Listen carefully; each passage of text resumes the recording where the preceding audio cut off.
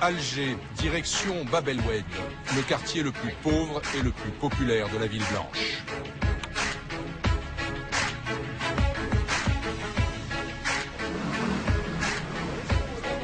Ici, Khloufi et Brahim sont chez eux. C'est leur rue, leur territoire et le lieu de leur survie.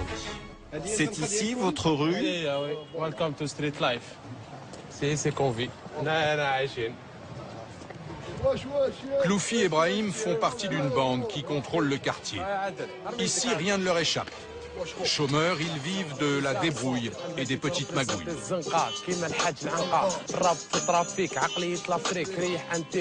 Alors, pour tuer le temps, ils rappent des mots pour exprimer leur quotidien. Leur pays, ils le scrutent et portent sur lui un regard amer. Leur avenir, ils le résument en quelques mots. Pour que tu comprennes bien, regarde l'emplacement de notre quartier. Ici, tu as le cimetière. Là, tu as la prison. Et là, tu as la mer. Donc, choisis ta destination. Soit tu meurs, soit tu te suicides, soit tu fais une connerie et le système te tue, voilà. Et on a plein de potes qui se sont suicidés. La mort comme seule perspective et ce trou en guise de refuge. C'est là que, loin des regards, ils passent le temps. Regardez bien, messieurs, c'est ici qu'on répète, qu'on fume, qu'on se fait plaisir, qu'on parle au téléphone. Pour moi, c'est une chance. Je suis là en bas comme si j'étais dans une tombe. C'est notre refuge. Voilà, c'est ça. On dit que les murs ont des oreilles. Ici, à Bab el Oued, les jeunes leur donnent la parole. Ils taguent leur désarroi avec des mots et des phrases qui servent à assouvir la rage. On ne demande pas l'impossible. Ça, c'est quand on termine tous les sujets qu'on va parler, on pose toujours cette question aux autorités. Pourquoi nous? Pourquoi vous? On est des enfants de pauvres. On n'a pas de piston, nous. Pourquoi nous et pas les autres? Ça me fout les boules. J'ai beau exprimer ma rage avec le rap et le tag sur ces murs, je me sens toujours aussi oppressé. Je me sens minable. Dans mon pays, j'ai rien. Ça, je ne comprends pas. C'est comme si j'étais étranger dans mon propre pays. Mais bordel, je suis chez moi. Il y en a qui donnent les moyens à leurs enfants. Les dirigeants nous volent, ils nous exploitent. Mais moi, je m'en fous qu'ils volent. Donnez-nous notre part, un peu, quoi. Volez si vous voulez. Depuis que je vous connais, vous le faites. C'est votre histoire avec votre conscience. Mais donnez-moi ma part. C'est mon droit. Moi, j'aime mon pays et je ne le quitterai pas, si Dieu le veut.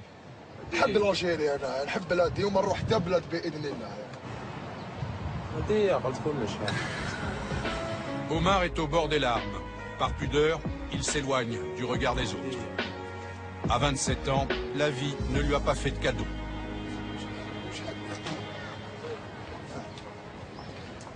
Qu'est-ce que vous voulez faire? Depuis 1962, depuis l'indépendance, il n'y a rien, zéro, rien. Nous, on n'a rien, nos parents n'ont rien eu, et leurs parents non plus. En Algérie, 65% de la population a moins de 30 ans. Les dirigeants proclament en boucle que les caisses de l'État sont pleines à craquer, 155 milliards de dollars de réserve. Mais à quoi aspire cette jeunesse qui regarde éclore autour d'elle les printemps arabes et qui a encore en mémoire les massacres des années de plomb, la guerre civile qui a ensanglanté le pays entre 1994 et 2002. Lui, c'est Abdou, ce fils d'institutrice, diplômé de l'université d'Alger, rejoint ses camarades de la MJIC.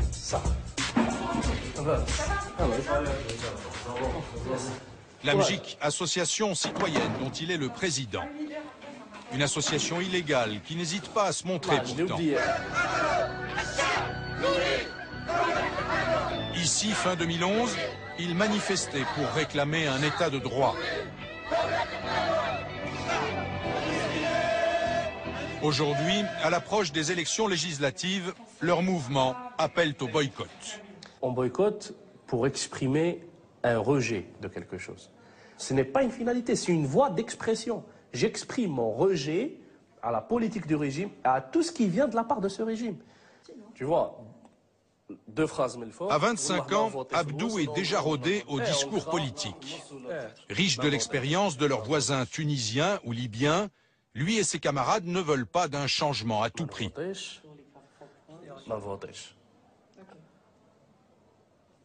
Il y a une ligne rouge au MJ, c'est déjà l'ingérence étrangère. Mais l'ingérence étrangère qui ne vient pas seulement de l'Occident, même celle qui vient de l'Orient. On ne voudrait pas aller vers un changement et que des puissances pétrolières de l'Orient financent une mouvance politique ou une idéologie politique et on ira vers une islamocratie. Allez. Dans ce local prêté par une association féministe, Abdou et ses copains fabriquent un spot pour appeler au boycott des élections. Une vidéo amateur destinée à faire le buzz sur Internet. Le message est clair et précis. Vous nous avez trahis en 97, vous nous avez trahis en 2002, vous nous avez trahis en 2007, vous n'allez pas me trahir en 2012. On ne votera pas. Abdou et ses camarades déballent leurs banderoles. Sans subvention, ils se débrouillent comme ils peuvent pour afficher leurs idées. On a enlevé le petit point sur le rat. Ah, une petite bonbonne, 200 dinars. C'était quoi? C'était les draps. Elle les a volés de la maison. Et voilà, ça donne un petit truc beau. Ça coûte combien? Même pas, genre 100 dinars. 1 euro. Magnifique. Allez, on le place ici.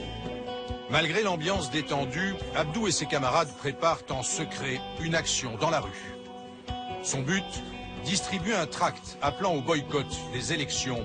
Une action banale, mais en Algérie, elle est passible de 3 ans de prison. Pour eux, ce n'est pas du militantisme, mais plutôt de la résistance. On résiste à tout dans cette société. On résiste à l'extrémisme religieux, à d'autres extrémismes. On résiste à la dictature du pouvoir. On résiste à la nonchalance populaire. À la difficulté de la vie. À la difficulté sociale. Est-ce qu'aujourd'hui, l'Algérien vit convenablement dans son pays? On se pose juste cette question. La réponse? Non. 19h, fin de la réunion. Les rues d'Alger se vident, comme tous les soirs. Avant, Alger, c'était pas comme ça. Hein. Nos parents le racontaient à Alger. Alger, c'était pas comme ça. Alger respirait la vie. Les Algérois vivaient. Hein. Aujourd'hui, à 18h, tout est fermé. Je dis, allez, 19h, à tout casser. Donc, ils obligent un petit peu les gens à rentrer chez eux. Et puis voilà, il n'y a ni échange, ni rien du tout. Ce n'est pas Alger d'avant. Malheureusement. Abdou et ses amis se promènent dans la rue, une balade dans une ville éteinte. À Alger, aujourd'hui, la tendance est à la fermeture des bars et des boîtes de nuit. Le zèle islamique s'impose sans qu'aucune loi ne soit officiellement votée. C'est une société qui manque de tolérance. Du moins, c'est le régime qui veut en faire une société pareille. Parce que l'Algérien, par nature, c'est quelqu'un de tolérant. C'est quelqu'un qui aime vivre, qui aime la vie et qui aime vivre dignement. L'islam est un principe en tout cas, c'est une dimension irréversible de l'identité algérienne. Ça, c'est clair. Mais après, quand vous avez un président, par exemple, qui fait du populisme islamiste en créant, puis en construisant une mosquée qui coûte la bagatelle à peu près d'1 milliard de dollars, pour dire que c'est la plus grande mosquée d'Algérie. C'est quoi l'objectif au juste? Est-ce que l'urgence est de construire une mosquée? Est-ce que c'est vraiment l'urgence? Est-ce que l'urgence, ce n'est pas de construire des centaines de milliers de logements, de trouver du travail aux gens? Donc ça, c'est du populisme. Le peuple algérien est d'abord musulman et ensuite il appartient au monde arabe. Voilà ce que scandent ces jeunes de Gil Targir, une association islamiste. Ce mouvement, qui se dit indépendant et financé par de simples donateurs, est proche du Hamas, l'un des partis politiques islamistes algérois. Nous sommes en banlieue d'Alger et pour la première fois, une caméra est autorisée à filmer au sein de cette association. dont le discours de ses membres annonce clairement la couleur. C'est le premier endroit où l'on nous offre tout ce dont on a besoin pour faire aboutir nos idées, pour faire sortir la flamme qui est en nous, pour servir ce pays, pour servir ce peuple. On n'a pas trouvé d'autre lieu que cette maison. Elle a mis à notre disposition vraiment tout. Ce lieu répond à toutes nos attentes. À l'étage, ils sont une cinquantaine de jeunes à suivre religieusement des cours de communication positive. Les garçons d'un côté et les filles de l'autre. Ils viennent de toutes les régions d'Algérie pour apprendre à porter la bonne parole dans la rue. Vous allez acquérir des habitudes qui deviendront des réflexes bien ancrés en vous. C'est clair? Des questions?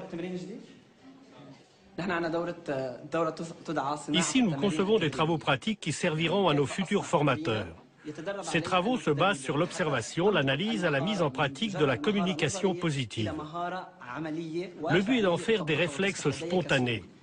Les jeunes que vous voyez ici seront, si Dieu le veut, des futurs formateurs. Et ils seront immédiatement opérationnels sur le terrain. Ils vont tester notre méthode entre eux et ensuite ils vont partager leur savoir dans leurs régions respectives pour qu'il soit le plus efficace possible.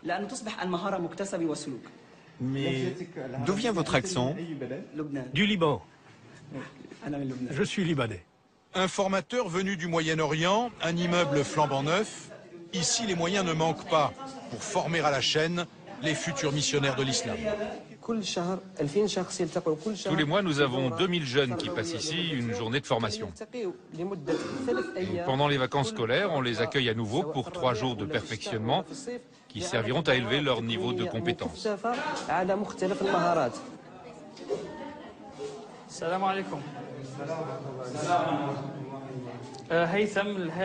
Ici, Haytham fabrique des roses blanches, avec presque rien. Par petits groupes, les jeunes recrues fabriquent des roses en papier, des CD-ROM de propagande et affûtent leurs discours. Le but, construire un argumentaire capable de faire mouche auprès de la jeunesse algérienne. Nous avons besoin de semer de l'espoir, de l'optimisme et de l'ambition dans les cœurs des jeunes pour qu'ils se réveillent, qu'ils prennent en main leur destin et qu'ils réussissent, si Dieu le veut. Vous, comment vous allez aborder les gens dans la rue? Une de vous peut-être? Premièrement, il faut qu'on efface leurs pensées négatives. Ensuite, on parle de changement, d'espoir, d'optimisme. Et puis, on leur donne de l'importance. On leur rappelle qu'ils doivent avoir des objectifs, essayer de les réaliser. On les aide en leur donnant notre CD-ROM, en leur parlant de nous, de notre parcours, et comment nous avons réussi à nous en sortir et à voir l'avenir autrement.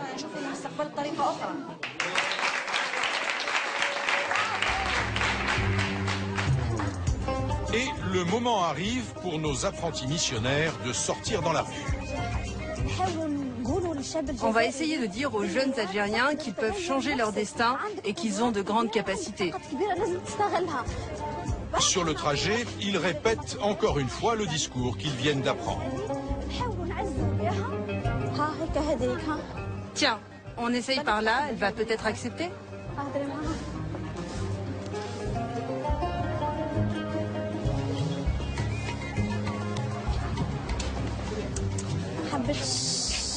Elle refuse, allons par là.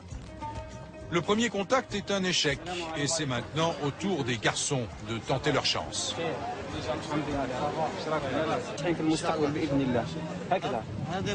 Tiens, je te donne cette rose.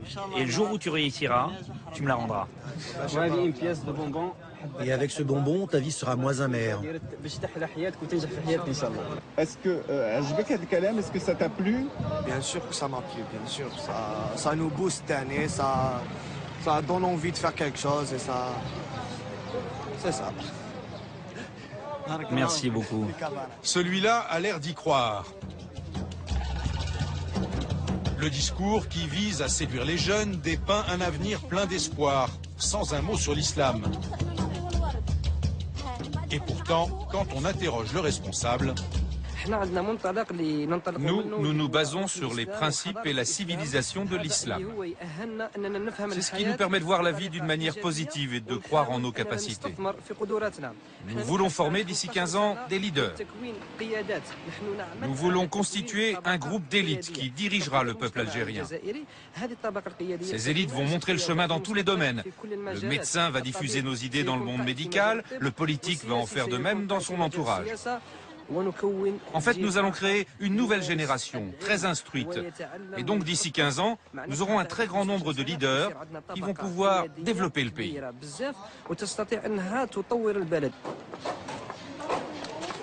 Ces islamistes se donnent donc 15 ans avant de diriger l'Algérie.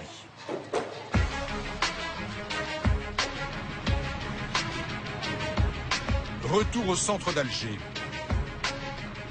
Abdou et ses amis de l'association La Mjik se préparent à distribuer leurs tracts. Un appel au boycott des élections législatives.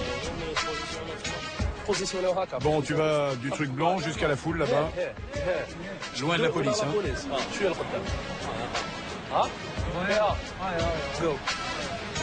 Et c'est parti pour une opération totalement illégale.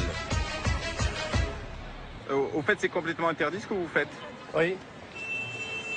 Oui, c'est interdit. Et vous n'avez pas peur? Distribution de tracts, c'est... Combien d'années de prison, Douib? 3 ans. Notre avenir est en jeu. Ouais, non. Allez. Salam alaikum,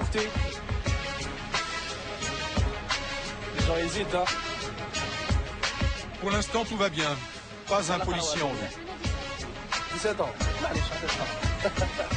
Oya, tfaddal. Repérés par la police, nous changeons de lieu en vitesse. Vous jouez à cache-cache, quoi, avec les flics? C'est une nouvelle technique, c'est une sorte de flash mob à l'algérienne. On est dans un lieu, hop, on distribue, on change de lieu, on distribue ailleurs. Abdou est interrompu dans son tractage par un passant.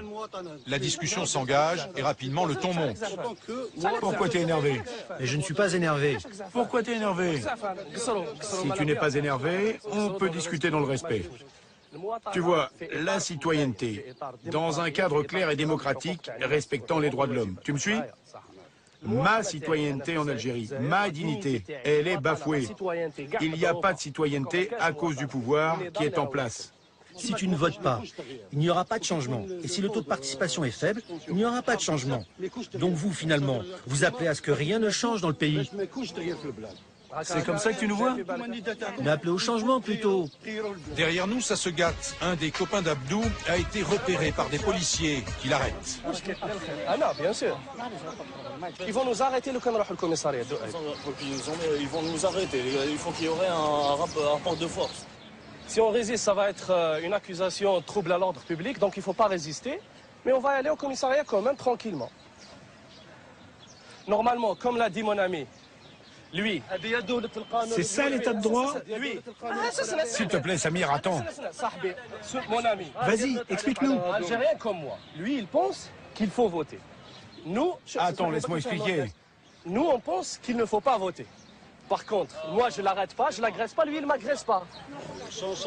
Lui, il m'agresse pas, sans violence. Chauffe. Parce qu'il a des tracts, il arrête. La police revient et nous sommes priés d'arrêter de filmer.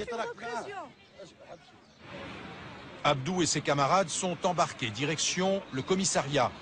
Ils seront relâchés très tard dans la soirée.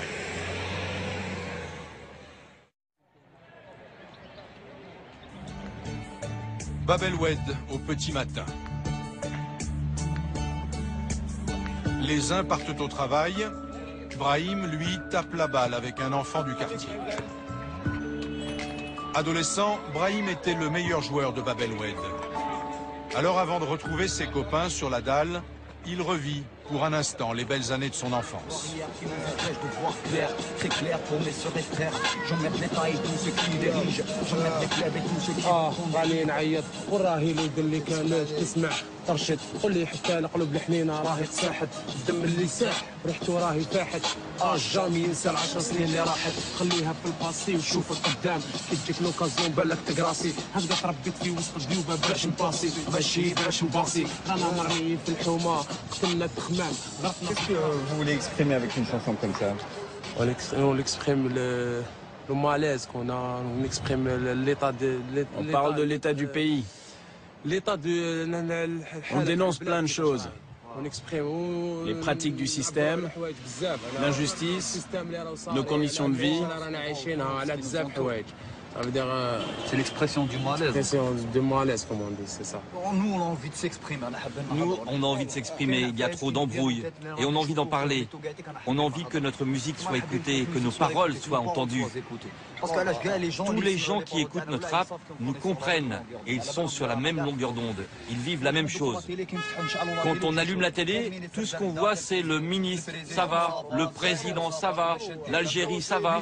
Mais jamais ils montrent un jeune. Récemment, un jeune est mort dans le stade. Rien sur lui. Juste un petit article dans un journal. Les emmerdes qui arrivent dans notre quotidien et dans notre quartier, personne n'en parle. Et les ennuis ne sont jamais loin. Brahim emprunte une voiture, direction le tribunal. Un des membres de sa bande a été arrêté la veille. Dans ces affaires, tu sens l'humiliation.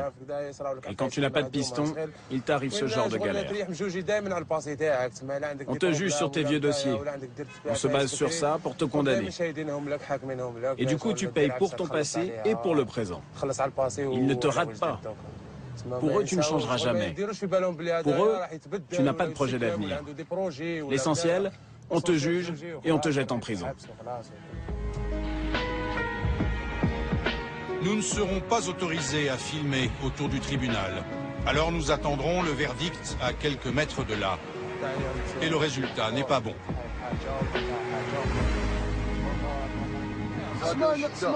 Et il va encore passer une semaine en prison alors qu'il n'a rien fait. Il y avait beaucoup de jeunes au sein du tribunal. À en oublier Hicham, notre ami. Tellement il y avait de jeunes pour des petites conneries, drogue, magouilles. La plupart c'est des jeunes, qu'est-ce que vous voulez? 99% sont des jeunes. Et il y a 1% de vieux, et encore. Comment vous expliquez ça? Qu'est-ce que tu veux qu'on explique? Jusqu'à quand on doit subir ça? On a peur pour les générations suivantes. On a peur pour eux. On ne veut pas qu'ils subissent la même chose que nous. Donc voilà, respectez la jeunesse, donnez-nous nos droits, arrêtez de nous écraser. Tiens, regarde la jeunesse qui est là, en direct. Il y a un groupe de jeunes qui fait rien. Ils fument du shit, il n'y a pas d'avenir.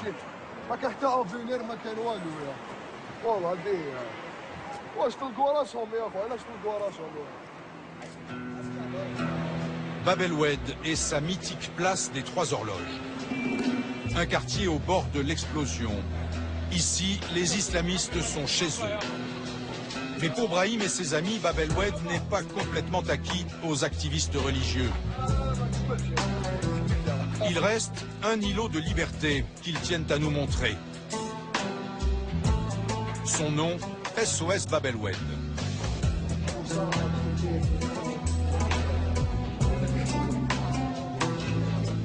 Ce havre de paix est le fruit d'une dizaine d'années de travail d'un couple du quartier. Nasser et sa femme n'ont jamais baissé les bras face à la menace intégriste. Avec les enfants, on fait de la prévention et avec les jeunes, on fait de la récupération. C'est-à-dire qu'au lieu qu'ils aillent fréquenter des milieux malsains qui pourraient les détourner de ce qui pourrait les aider, pourrait les développer leurs compétences, nous on leur donne les moyens de développer, de s'épanouir et de s'exprimer. Nasser et sa femme sont au service de la jeunesse du quartier. Tous les deux sont des enfants de Bab el Oued. Ils ont vécu les années tragiques, survécu aux menaces quotidiennes. Aujourd'hui, ils se battent pour offrir une alternative à l'islamisme. Leurs références sont accrochées au mur. C'est des repères pour l'association, c'est une question de conviction. L'association, on transforme les convictions en action. C'est simple. Le tir ou Ben Laden pour vous? Bah oui. Voilà, on va pas perdre. Le couple n'hésite pas à débattre avec les jeunes. Il organise des rencontres autour de thèmes tels que la liberté d'expression, les droits de l'homme. On n'a pas des idées, par exemple, par rapport à ce monde qui se modernise. Donc, on n'a pas des idées, par exemple, à se laisser influencer par tel ou tel. Donc, Ce jour-là, les jeunes se sont appropriés le débat sur les révolutions arabes. C'est-à-dire, on peut avancer avec un pays mieux que la Libye ou la Tunisie ou l'Égypte. On peut faire ça, on cherche à faire ça en paix. Nous, ce qu'on veut, en fait, on ne veut pas arriver jusqu'à ce qu'il y ait une révolution ou qu'on soit comme en Tunisie ou en Libye. On cherche la méthode. Mais nous, on veut faire une révolution, pas avec la guerre et tout, voilà, on veut faire une révolution qui se comprenne, une révolution qui vient avec une bonne méthode, avec une façon positive. Mais pour ça, il faut que les gens qui sont haut placés nous comprennent aussi, qu'ils sachent qu'on est là pas pour foutre le boucon ou faire quelque chose, ou bien, je sais pas, foutre le faux voiture et tout, mais on veut agir d'une autre manière. 19h, l'association SOS Bab El Oued a fermé ses portes. Brahim et ses potes retrouvent leur trou, leur refuge, où comme chaque soir, ils allument un feu. C'est là qu'ils écrivent les textes de leurs chansons, en rêvant à une vie meilleure. On espère toujours, on espère le bien, Inch'Allah. On espère un bel avenir bien classe. Moi, j'en ai marre de cette vie.